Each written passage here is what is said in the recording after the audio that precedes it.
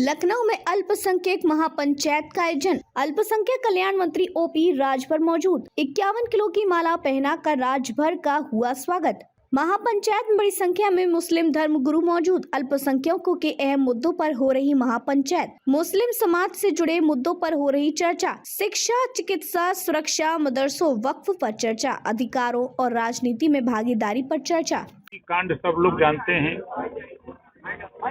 100 साल पूरा हो रहा है। तो काकोरी कांड के संबंध में लोगों को जानकारी देना, प्रदेश और देश के लोगों को आजादी की लड़ाई में क्या क्या घटनाएं हुई हैं उसकी जानकारी देना।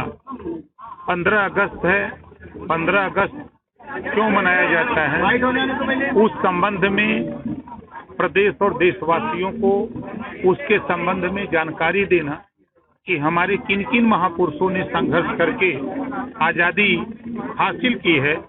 तो आजाद भारत में हम गुलाम नागरिक की तरह क्यों जी रहे हैं। आज जो अल्पसंख्यक महापंचायत बुलाई गई है उसका यही उद्देश्य है कि आजाद भारत में गुलाम नागरिक की तरह क्यों जी रहे हो, अपने हक के लिए लड़ो। बाबा साहब डॉक्टर अम्बेडकर जी ने संविधान के पहले पन्ने पे लिखा है, समता, स्वतंत्रता, बंधुत्व और न्याय पर आधारित भारतीय संविधान। जब तक आप संविधान को नहीं मानोगे, संविधान के दायरे में काम नहीं करोगे, तब तक आपको न्याय नहीं मिलेगा। सर, जिस प्रकार मंत्रालय लगातार मंत्रियों की और विभागों की बात नहीं सुन रहा है, क्या लगता है कि आपको जो ये विभाग इसको ना दिला पाएंगे? किसकी कौन नहीं सुन रहा, लेकिन राजभर जी की सब लोग सुन रहे हैं। एक उदाहरण बताइए जो हमारे यहाँ गया हो और जाने के बाद उसको 90% लोगों को हम न्याय दिला रहे हैं। 90%, बल्कि वो आगे भी बढ़ गया है।